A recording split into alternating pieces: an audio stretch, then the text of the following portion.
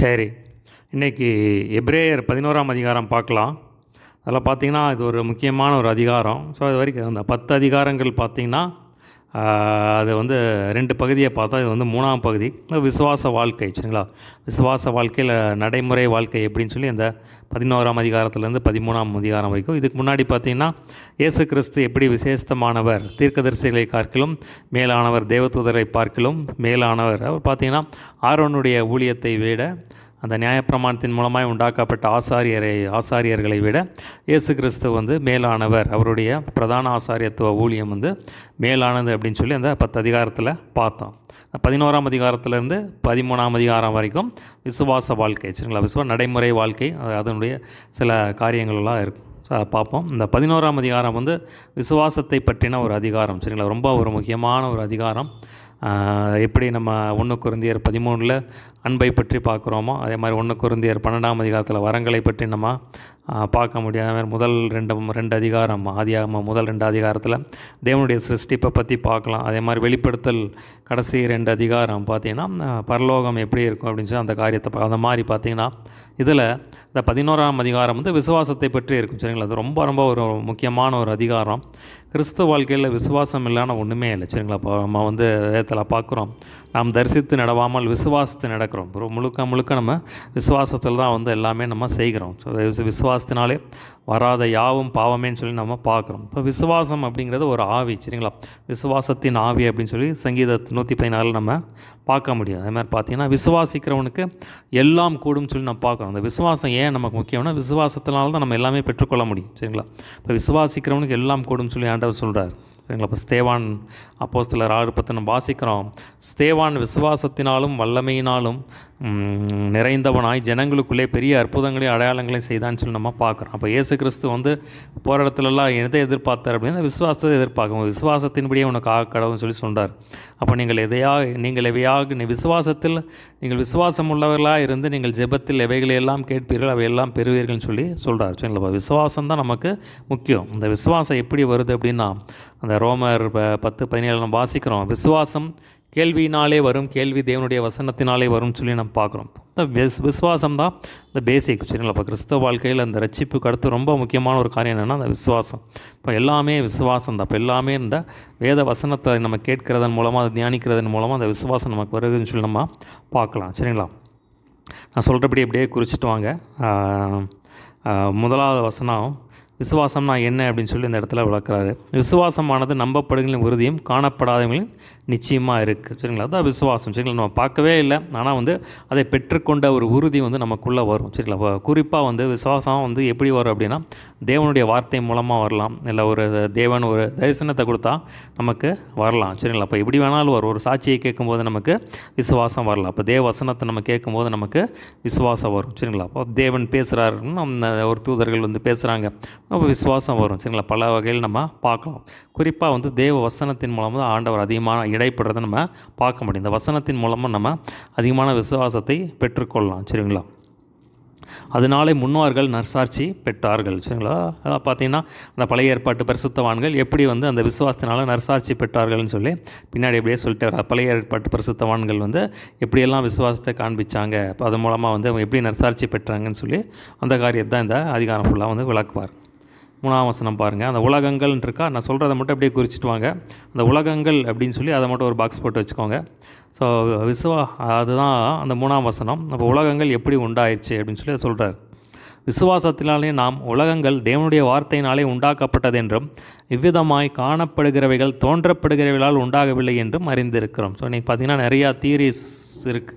Science பற்றி பார்த்திங்கன்னா நிறைய காரியங்கள் இருக்குது. அதனால் பார்த்திங்கன்னா உண்மையானது எப்படி இந்த உலகங்கள் உண்டாச்சு அப்படின்னா தேவனுடைய வார்த்தையினால் தான் உண்டாச்சு. ஒவ்வொருத்தரும் ஒன்று சொல்லலாம், ஆனால் உண்மையிலே எப்படி உலகம் உண்டாச்சு அப்படின்னா தேவனுடைய வார்த்தையினால் தான் உண்டாச்சு அப்படின்னு சொல்லி முதல் 2 ஆதிகாமம் 2 அதிகாரத்தில் நம்ம பார்க்குறோம். ஸோ அதான் சொல்கிறேன், உலகங்கள் எப்படி அதை நம்ம விசுவாசிக்கிறோம் அப்படின்னு சொல்லி நம்ம பார்க்கல, ஆனால் விசுவாசிக்கிறோம் அப்படின்னு சொல்லி சொல்கிறார். அடுத்த பார்த்திங்கன்னா 4ஆம் வசனத்தில் ஆபேல் இருக்கா, விசுவாசத்தினால் ஆபேல். அந்த ஆபேல ஒரு பாக்ஸ் போட்டு வச்சுக்கோங்க. இது ஆபேலுடைய விசுவாசம் அதான் சொல்கிறார். அந்த 4ஆம் வசனம் ஆபேலுடைய விசுவாசத்தை பற்றி சொல்கிறார். விசுவாசத்தினாலே ஆபேல் காயினுடைய பலியிலும் மேன்மையான பலியை தேவனுக்கு செலுத்தினான். அதனாலே அவன் நீதிமான் என்று சாட்சி பெற்றான். அவனுடைய காணிக்கைகளை குறித்து தேவனே சாட்சி கொடுத்தார். அவன் மரித்தும் இன்னும் பேசுகிறான்.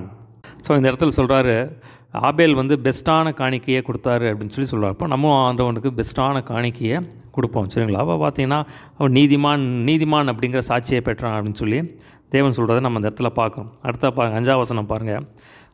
5ஆம் வசனத்தில் ஏனோக்குன்னு இருக்கா, அது வந்து ஏனோக்குடைய விசுவாசத்தை பற்றி அந்த இடத்துல சொல்கிறார். ஏனோக்குடைய விசுவாசம் 5ஆம் வசனத்தில் ஏனோக்கு, அது ஒரு பாக்ஸ் போட்டு வச்சுக்கோங்க. விசுவாசத்தினாலே ஏனோக்கு மரணத்தை காணாதபடிக்கு எடுத்துக்கொள்ளப்பட்டான். தேவன் அவனை எடுத்துக்கொண்டபடியினால் அவன் காணப்படாமற் போனான். அவன் தேவனுக்கு பிரியமானவன் என்று அவன் எடுத்துக்கொள்ளப்படுவதற்கு முன்னமே சாட்சி பெற்றான், சரிங்களா? பார்த்தீங்கன்னா ஏனோக்கு வந்து தேவனோடு சஞ்சரித்தான்னு சொல்லி நம்ம பார்க்குறோம். அப்போ தேவனோடு நடந்தான். நம்ம வந்து மரணத்தை காணாதபடி தேவன் எடுத்துக்கொண்டான்னு சொல்லி நம்ம பார்க்குறோம். அவன் ரொம்ப பிரியமானவன்னு சொல்லி நம்ம சாட்சி பெற்றதை நம்ம பார்க்குறோம். இப்போ இதே தான் பிதாவானவர் இயேசு கிறிஸ்துவை குறித்து சாட்சி கொடுத்தார். மத்தேயு 3ஆம் அதிகாரத்தில் இவர் என்னுடைய நேசகுமாரன், இவர்கள் பிரியமாக இருக்கிறேன்னு சொல்லி தேவன் சாட்சி கொடுத்ததை நம்ம பார்க்குறோம், சரிங்களா? இப்போ நம்ம தேவனோடு நடக்கிறது வந்து ரொம்ப ஒரு முக்கியமான ஒரு காரியம் பாருங்கள். அப்போ தேவனோடு நடக்க தான் அவருடைய சுபாவங்கள் நமக்கு வரும். அப்போது நம்முடைய விருப்பங்கள்லாம் போய் தேவனுடைய விருப்பம் வந்து நம்முடைய விருப்பமாக மாறிடும் பாருங்கள். அடுத்த பாருங்கள் 6ஆம் வசனம், முக்கியமான வசனம். விசுவாசம் இல்லாமல் தேவனுக்கு பிரியமாக இருப்பது கூடாத காரியம். தேவனிடத்தில் சேருகிறவன் அவர் உண்டென்றும் அவர் தம்மை தேடுகிறவர்களுக்கு பலன் அளிக்கிறவர் என்றும் விசுவாசிக்க வேண்டும். ஸோ பார்த்தீங்கன்னா நீங்கள் ஜெபம் பண்ண போகும்போதே தேவன் எனக்கு செவி கொடுப்பார், என் ஜெபத்தை கேட்கிறார் அப்படின்னு சொல்லி நம்ம விசுவாசிக்கணும் அப்படின்னு சொல்லி சொல்கிறார்.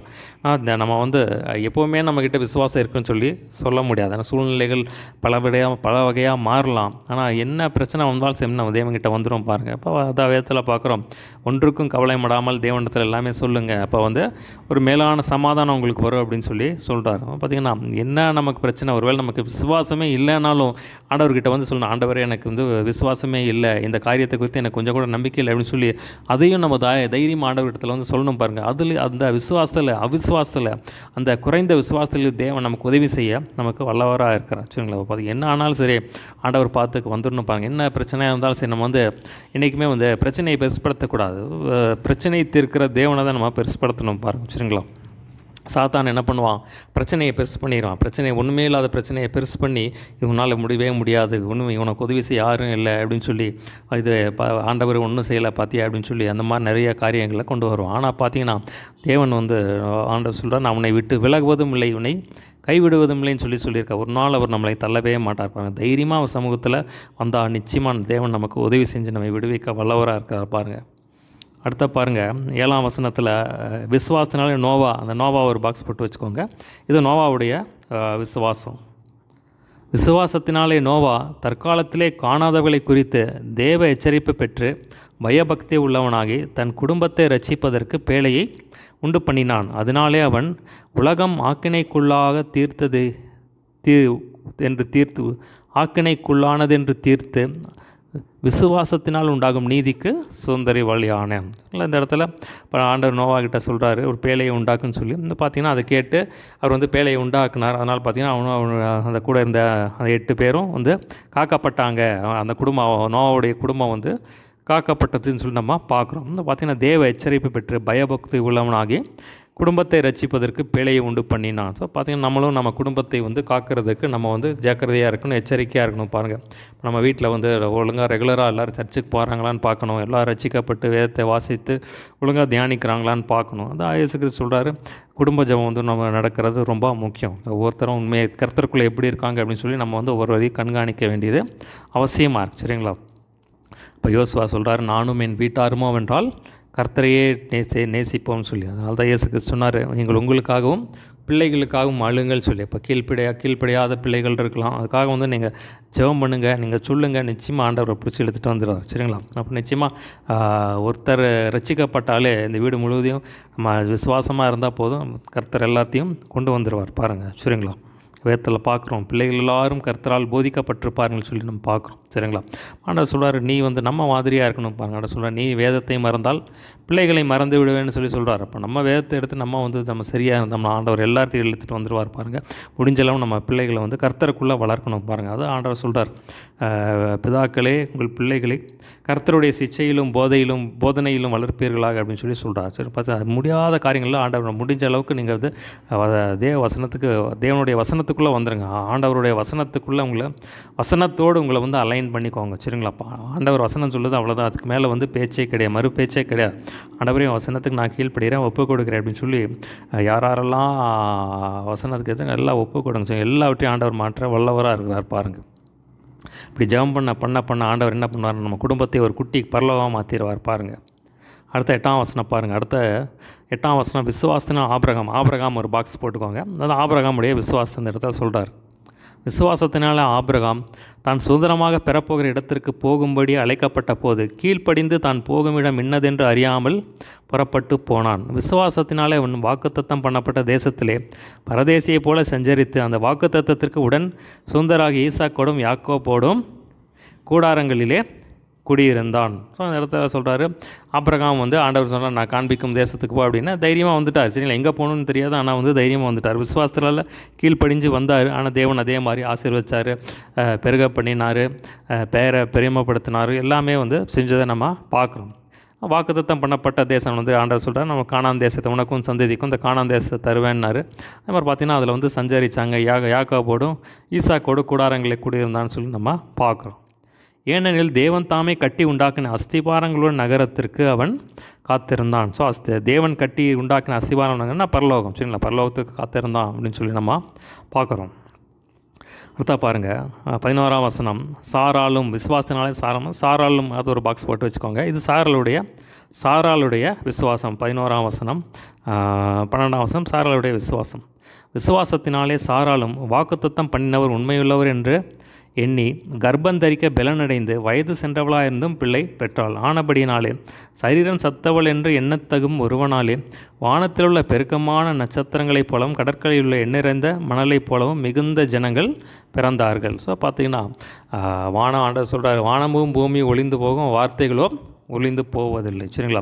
இப்போ ஆண்டவர் ஒரு வாக்கு பண்ணிட்டார்னா அதை வந்து எல்லாத்துக்கும் மிஞ்சினது. சரிங்களா? சயின்ஸ் எல்லாம் மிஞ்சினது, இயற்கைக்கெல்லாம் மிஞ்சினது. அதை பார்த்திங்கன்னா அவர் வாக்கு தான் கடைசியாக நிற்கும், மற்ற எல்லாமே ஃபெயிலியர் ஆகிடும்.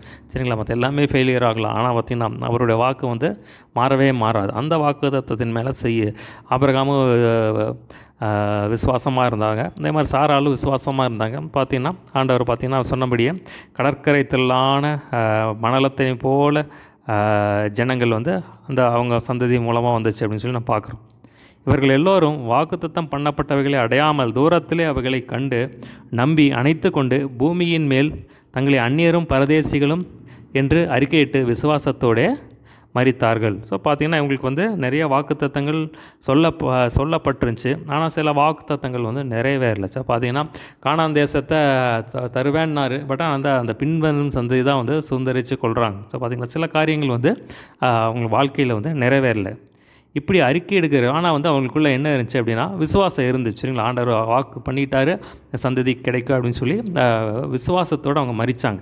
இப்படி அறிக்கை எடுக்கிறவர்கள் சுயதேசத்தை நாடி போகிறோம் என்று தெரியப்படுத்துகிறார்கள். தாங்கள் விட்டு வந்த தேசத்தை நினைத்தாங்களோ அதுக்கு திரும்பி போவதற்கு அவர்களுக்கு சமயம் கிடைத்திருக்குமே. அதையல்ல, அதிலும் மேன்மையான பரம தேசத்தையே விரும்பினார்கள். ஆதலால் தேவன் அவளுடைய தேவன் எனப்பட வெட்கப்படுகிறதை அவர்களுக்கு ஒரு நகரத்தையும் ஆயத்தம் பண்ணினாரே. ஸோ பார்த்திங்கன்னா அவங்க வந்து அந்த கானான் தேசத்தை வந்து விரும்பலை, அதிலும் மேலான அந்த பரலோகத்தை வந்து விரும்பினாங்க, அந்த பரம தேசத்தையே விரும்பினாங்க அப்படின்னு சொல்லி சொல்கிறார். ஆகையால் தேவன் அவர்களுடைய தேவன் என்னப்பட வெட்கப்படுறதில்லை. ஸோ அதனால தான் வந்து தேவன் எப்படி அவங்கள தன்னை வெளிப்படுத்தினார் அப்படின்னா, நான் ஆபிரகாமின் தேவன், ஈசாக்கின் தேவன், யாக்கோபுடைய தேவன் அப்படின்னு சொல்லி தன்னை வெளிப்படுத்தினதை நம்ம பார்க்குறோம். அதுதான் அதனால் வந்து அவங்களெல்லாம் வந்து இப்போ வந்து பரலோகத்தில் தேவனோட இருக்காங்க. சரிங்களா? அப்போ பார்த்திங்கன்னா அவர் வந்து அப்படி சொல்ல அவர் வெட்கப்படலை அப்படின்னு சொல்லி சொல்கிறார். அவர்களுக்கு ஒரு நகரத்தையும் ஆயத்தம் பண்ணினாரே. ஸோ அந்த நகரம் என்ன அப்படின்னா அந்த பரலோகம். சரிங்களா? வெளிப்படுத்தல் 21-22 சொல்லப்பட்ட அந்த பரலோகம், அந்த நகரத்தை வந்து தேவன் ஆயத்தம் பண்ணியிருக்கிறான்னு சொல்லி சொல்கிறார். மேலும் மறுபடியும் பார்த்திங்கன்னா 17ஆம் வசனம், மேலும் விசுவாசத்தினால் ஆபிரகாம், மறுபடியும் ஆபிரகாமுடைய விசுவாசத்தை பற்றி சொல்கிறாரு. அந்த ஆபிரகாம் அது ஒரு பாக்ஸ் போட்டு வச்சுக்கோங்க. மேலும் விசுவாசத்தினாலே ஆபிரகாம் தாம் சோதிக்கப்பட்ட போது ஈசாக்கை பலியாக ஒப்பு கொடுத்ததினால் ஈசாக்கினிடத்தில் உன் சந்ததி விலகும் என்று அவனோடே சொல்லப்பட்டிருந்தது. இப்படிப்பட்ட வாக்குத்தத்தங்களை பெற்றவன் மரித்தோர்ந்து எழுப்ப தேவன் வல்லவராயிருக்கிறார் என்று எண்ணி தனக்கு ஒரே பேராவனையை பலியாக ஒப்பு கொடுத்தான். மரித்தோரிலிருந்து அவனை பாவனையாக திரும்பவும் பெற்றுக்கொண்டான்.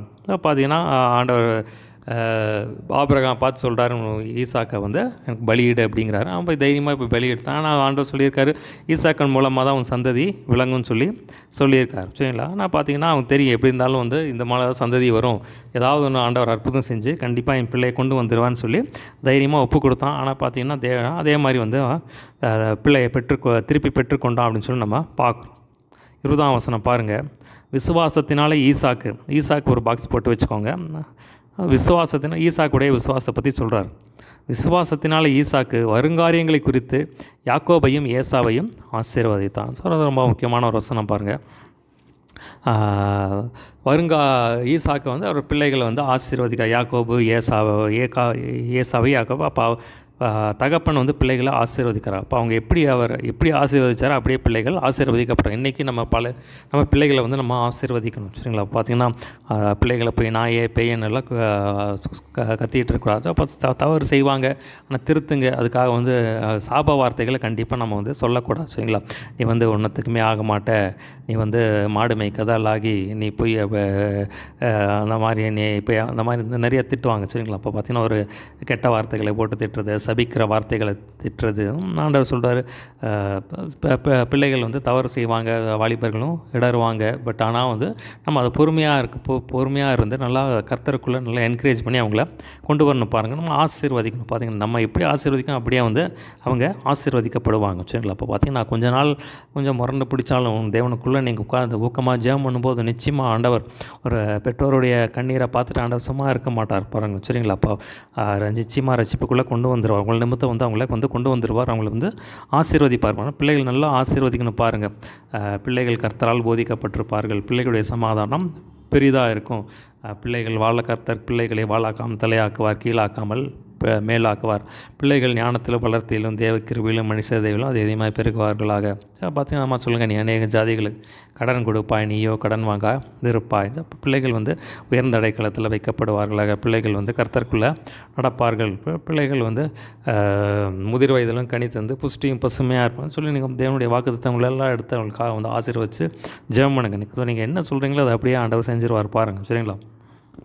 அடுத்த பாருங்கள், யாக்கோபுடைய 21ஆம் வசனம் பாருங்கள். விசுவாசத்தினால அந்த யாக்கோபு ஒரு பாக்ஸ் போட்டு வச்சுக்காங்க. யாக்கோபுடைய விசுவாசத்தை பற்றி சொல்கிறார். விசுவாசத்தினால யாக்கோபு தன் மரண காலத்திலே யோசேப்பினுடைய குமார் இருவரையும் ஆசீர்வத்து தன் கோலின் முனையிலே சாய்ந்து தொழுந்து கொண்டான். சரிங்களா? பார்த்திங்கன்னா யாக்கோபு அவருடைய பேரப்பிள்ளைகளை ஆசீர்வதிக்கிறார். யோசேப்புடைய பசங்க, அதாவது மனாசே, பிரே, அவங்கள வந்து ஆசீர்வதிக்கிறார் அப்படின்னு சொல்லி இந்த இடத்துல பார்க்குறோம். அப்போ அவங்க யாக்கோபு எப்படி ஆசீர்வதிச்சாரோ அப்படியே அவங்கள ஆசீர்வதிக்கப்பட்டாங்க அப்படின்னு சொல்லி நம்ம பார்க்குறோம். அடுத்த 22ஆம் வசனம் பாருங்கள். விசுவாசத்தினால யோசேப்பு, இது வந்து யோசேப்புடைய விசுவாசம். யோசேப்பு அது ஒரு பாக்ஸ் போட்டு வச்சுக்கோங்க. அப்போ பார்த்திங்கன்னா யோசேப்பு எப்படி தன் விசுவாசத்தை வெளிப்படுத்தினான்னு சொல்கிறார். விசுவாசத்தினால யோசேப்பு இஸ்ரவேல் புத்திரர் எகிப்து தேசத்தை விட்டு புறப்படுவார்கள் என்பதை பற்றி தன் அந்நிய காலத்தில் பேசி தன் எலும்புகளை குறித்து கட்டளை கொடுத்தான். சொல்கிறாரு, அவர் வந்து எகிப்தில் நான் வந்து ஒரு நாள் எகிப்தில் மரிப்பேன், என்னுடைய வந்து எலும்புகளை வந்து இங்கே வைக்காதீங்க, நீங்கள் போய் அந்த இடத்துல தேவன் சொன்ன அந்த இடத்துல போய் வந்து என்னை வந்து அந்த எலும்புகளை கொண்டு போங்க அப்படின்னு சொல்லி அதே மாதிரி அதை நடக்கிறத நம்ம பார்க்குறோம். அது யோசேப்புடைய விசுவாசம் அப்படின்னு சொல்லி சொல்கிறார். அடுத்து 23ஆம் வசனம் பாருங்கள். மோசே பிறந்த பொழுது அவனுடைய தாய் தகப்பன்மார், இது வந்து மோசேயுடைய தாய் தகப்பனாருடைய விசுவாசம். சரிங்களா? இப்போ நான் சொல்கிறபடி கரெக்டாக போட்டுக்கோங்க. மோசே அது ஒரு பாக்ஸ் போட்டுவிட்டு கீழே தாய் தகப்பன்மார் இருக்கா, அதை ஒரு பாக்ஸ் போட்டு வச்சுக்கோங்க. சரிங்களா? மோசே ஒரு பாக்ஸ், அது கீழே தாய் தகப்பன்மார் ஒரு பாக்ஸ். மோசேயுடைய தாய் தகப்பனாருடைய விசுவாசம் அதை பற்றி சொல்கிறார். மோசே பிறந்த பொழுது அவனுடைய தாய் தகப்பன்மார் அவனை அழகுள்ள பிள்ளை என்று கண்டு விசுவாசத்தினாலே ராஜாவுடைய கட்டளைக்கு பயப்படாமல் அவனை 3 மாதம் ஒளித்து வைத்தார்கள். ஸோ பார்த்திங்கன்னா அந்த மோசே பிறந்த டைமில் வந்து நிறையா வந்து பிறந்த ஆண் பிள்ளைகள் எல்லாம் வந்து கொலை பண்ணிக்கிட்டே இருந்தாங்க. ஆனால் பார்த்திங்கன்னா அவங்க அப்பா அம்மா, மோசேயுடைய அப்பா அம்மா பயப்படாமல் 3 மாதம் ஒளிச்சு வச்சாங்க அப்படின்னு சொல்லி. விசுவாசம் இருக்கிற இடத்துல பயம் இருக்காது. பயத்துக்கு விசுவாசத்துக்கு எதிர்ப்பு தான், சரிங்களா. விசுவாசம் இருந்துச்சுன்னா பயம் அங்கே இருக்காது, சரிங்களா. ஆனால் பயம் இருந்துச்சுன்னா அங்கே விசுவாசம் கிரியை செய்யாது, ஒன்றுக்கு ஒன்று எதிர்ப்பதமான, சரிங்களா. அப்படியா இருந்தாங்க அப்படின்னு சொல்லி சொல்கிறார். அடுத்தா பாருங்கள் 24ஆம் வசனம். இது மோசேயுடைய விசுவாசம், சரிங்களா. 24ஆம் வசனத்திலிருந்து பின் வருங்கிற வசனங்கள். மோசே ஒரு பாக்ஸ் போட்டு வச்சுக்கோங்க. விசுவாசத்தினாலே மோசே தான் பெரியவனான போது பார்வோனுடைய குமார்த்தியின் மகன் எனப்படுவதை வெறுத்து அநித்தியமான பாவ சந்தோஷங்களை அனுபவிப்பதை பார்க்கலாம் தேவனுடைய ஜனங்களுடைய துன்பத்தை அனுபவிப்பதையே தெரிந்து கொண்டு இனிவரும் பலன் மேல் நோக்கமாக இருந்து எகிப்திலுள்ள பொக்கிஷங்களிலும் கிறிஸ்துவின் நிமித்தம் வரும் நிந்தையை அதிக பாக்கியம் என்று எண்ணினான். ஸோ இந்த இடத்துல சொல்கிறாரு, மோசே வந்து பெரியவனான போது பார்வோன் பார்த்திங்கன்னா மோசே பார்த்திங்கன்னா நல்லா இருந்தார், சரிங்களா. பார்த்திங்கன்னா ராஜ 40 ஆண்டுகள் வரைக்கும் வந்து பிறந்ததே அந்த வளர்க்கப்பட்டதே எல்லாம் பார்த்திங்கன்னா ராஜ அரண்மனை தான். ராஜ அரண்மனை சாப்பாடு, நல்ல துணி, நல்லா ஒரு ராஜகுமாரன் மாதிரி ஃபுல்லாக இருந்தார் பாருங்கள். ஆனால் பார்த்திங்கன்னா அநித்தியமான பாவ சந்தோஷங்களை அனுப்புவதை பார்க்கலாம் தேவனுடைய ஜனங்களோட துன்பத்தை அனுபவிப்பதையே தெரிந்து கொண்டு இனிவரும் பலன் மேல் நோக்கமாக இருந்து எகிப்திலுள்ள பொக்கிஷங்களிலும் கிறிஸ்துவின் நிமித்தம் வரும் நிந்தையை அதிக பாக்கியம் என்று எண்ணினான். ஸோ பார்த்திங்கன்னா அவர் நினச்சா வந்து ஒரு அடுத்த ராஜாவாக ஆயிருக்கலாம், சரிங்களா. அடுத்த ஒரு ராஜாவாக ஆயிருக்கலாம், இப்படி வேணால் நல்லா ராஜா வாழ்க்கையை வாழ்ந்துருக்கலாம்.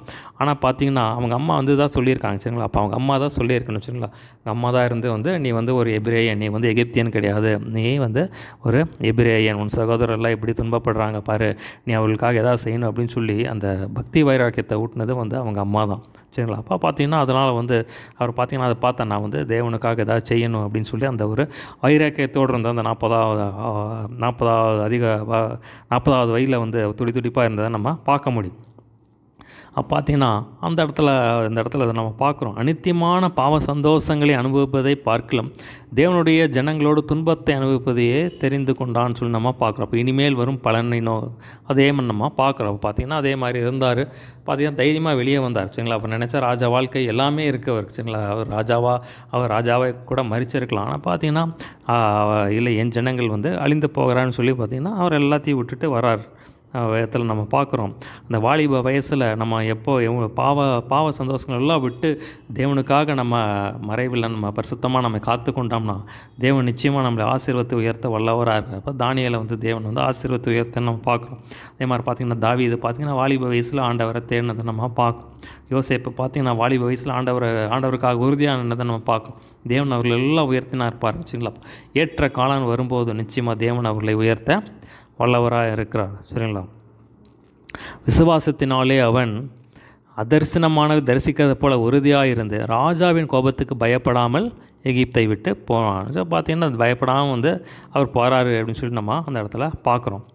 விசுவாசத்தினாலே முதற்பேரானவர்களை சங்கரிக்கிறவன் இஸ்ரவேலரை தொடாதபடிக்கு அவன் பஸ்காவையும் ரத்தம் பூசல நியமத்தையும் ஆசீர்வதித்தான். ஸோ பார்த்தீங்கன்னா அந்த தேவன் சொல்கிறாரு, இந்த கடைசி வாதை, சரி, அந்த எகிப்தில் யாத்திராமத்தில் பார்க்குறோம். அந்த கடைசி வாதை ஆண்டவர் சொல்கிறாரு, எகிப்தில் உள்ள எல்லாருடைய வீட்டில் வந்து முதற்பேரானவர்களெல்லாம் சங்கரிக்க போகிறேன். பார்த்திங்கன்னா யார் வீட்டிலெல்லாம் வந்து அந்த ரத்தம் பூசுதல், ஆட்டுக்குட்டியோட ரத்தம் பூசப்பட்டிருக்கோ அதுக்குள்ளே வந்து சங்காரத்தூதர் நுழைய மாட்டான் அப்படின்னு சொல்லி அந்த காரியத்தை வந்து மோசே கிட்ட சொல்கிறார். ஸோ அதான் வந்து விசுவாசத்தினாலே முதற்பேரானவர்களை சங்கரிக்கிறவன் இஸ்ரவேலரை தொடாதபடி அவன் அப்படிங்கிறது மோசே பஸ்காவையும் ரத்தம் பூசலக நியமத்தையும் ஆசரித்தான். ஸோ பார்த்திங்கன்னா அவங்க என்ன பண்ணுறாங்க, அதே மாதிரி அவங்க சொல்லப்பட்டபடி ஆட்டுக்குட்டி அந்த ரத்தத்தை எடுத்து வந்து நிலைக்காலெல்லாம் பூசுகிறாங்க. ஸோ எந்த வீட்டிலலாம் இஸ்ரவேல் ஜனங்கள் எல்லா வீட்லேயும் பார்த்திங்கன்னா அந்த ஆட்டுக்குட்டியான ரத்தம் பூசப்பட்டுச்சு. அதுக்குள்ளே வந்து சங்கார தூதன் வரவில்லை. ஆனால்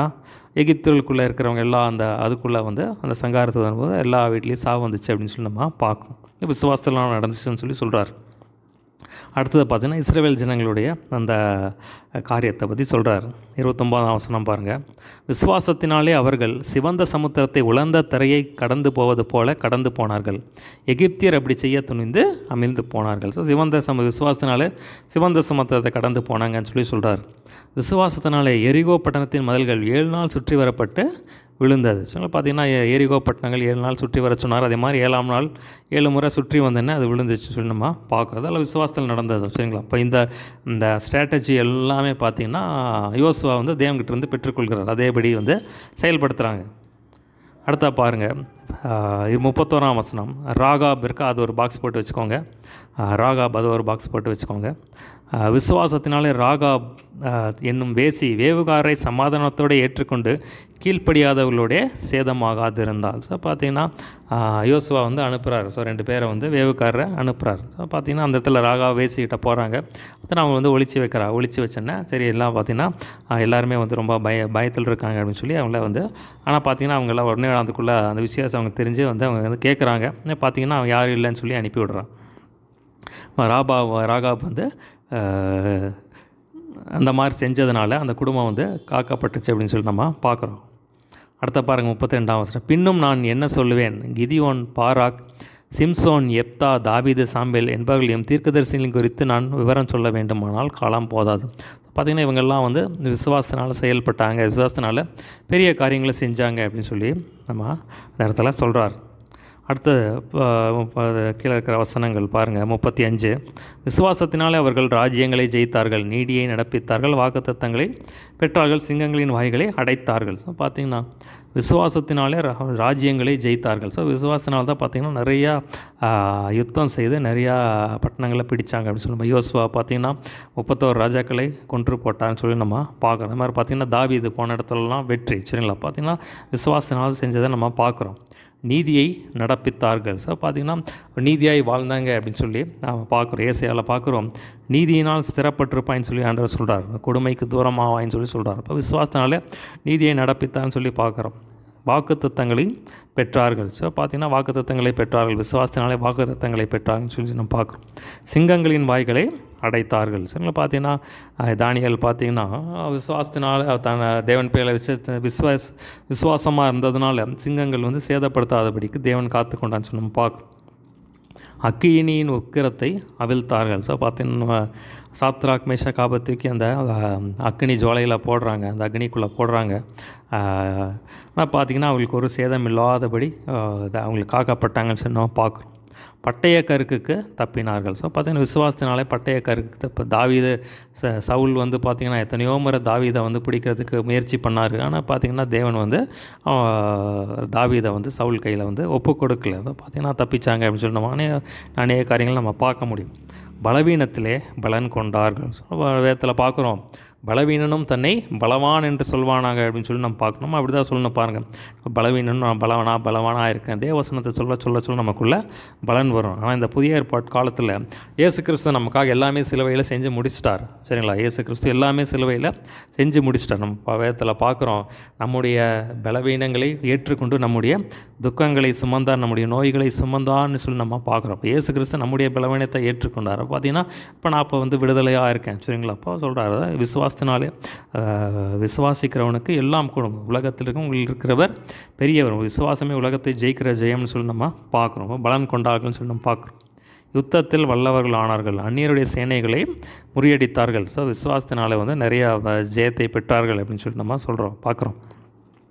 ஸ்திரீகள் சாக கொடுத்து தங்களுடையவர்களை உயிரோடு எழுந்திருக்க பெற்றார்கள். ஸோ பார்த்தீங்கன்னா இதை வந்து எலிசாவின் நாட்களும் எலியாவின் நாட்கள்னு பார்க்கலாம். எலியாவின் நாட்களில் பார்த்திங்கன்னா அந்த சாரிபாத் விதவியின் மகன் பார்த்திங்கன்னா மரித்து போனால் பார்த்திங்கன்னா எலியா போய் உயிரோடு எழுப்புறதை நம்ம பார்க்குறோம். அதே மாதிரி எலிசாவின் நாட்களில் சுலமித்யால் அந்த சுனேமியால் அவங்களுடைய மகன் இறந்து போனதுக்கப்புறம் பார்த்திங்கன்னா எலிசா போய் உயிரோடு எழுப்புறதை நம்ம பார்க்குறோம். ஸ்திரீகள் சாங்க கொடுத்து தங்களுடையவர்களை உயிரோடு எழுந்திருக்க பெற்றார்கள்னு சொல்லி நம்ம அந்த இடத்துல பார்க்குறோம். சரிங்களா, அப்போ இது வரைக்கும் அந்த விசுவாச காரியங்கள்.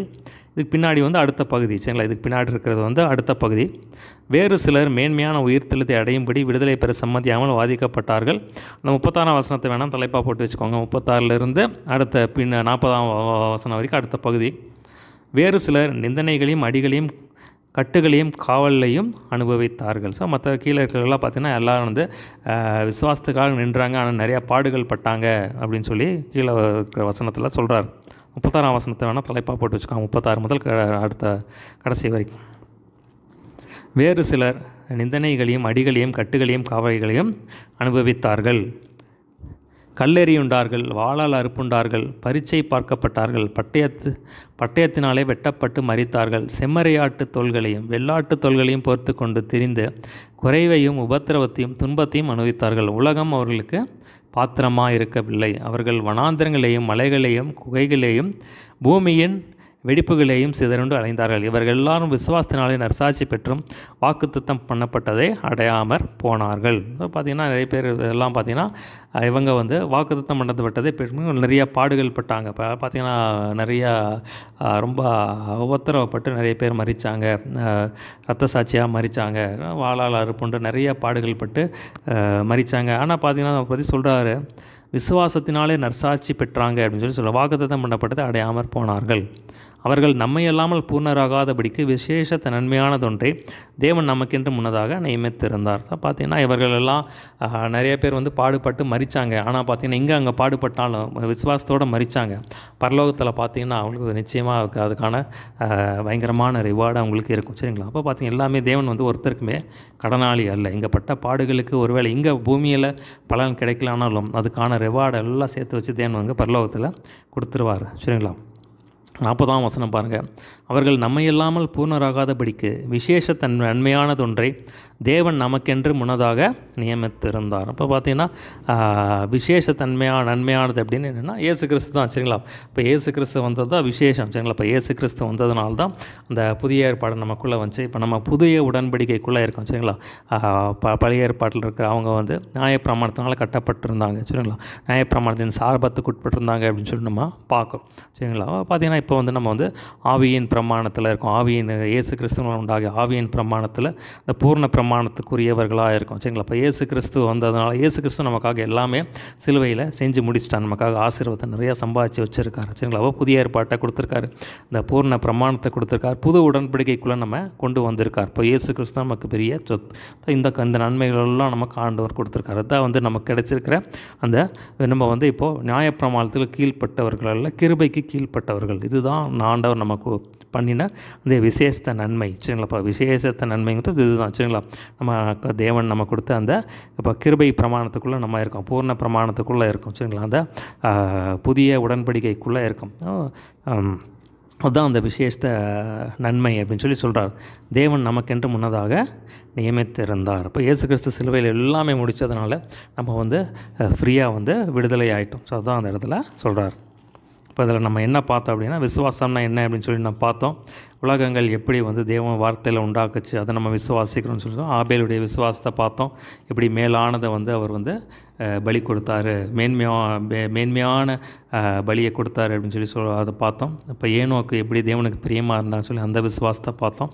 பார்த்திங்கன்னா நோவா வந்து குடும்பத்தை ரட்சிப்பதற்கு பேழையை உண்டு பண்ணினான்னு சொல்லி அந்த விசுவாசத்தை பார்த்தோம். பார்த்திங்கன்னா ஆபிரகாம் தேவனை கூப்பிட்டேன்னா வந்து தைரியமாக விசுவாசத்தோடு வெளியே வந்தார்னு சொல்லி அதை நம்ம பார்த்தோம். சாராள் வந்து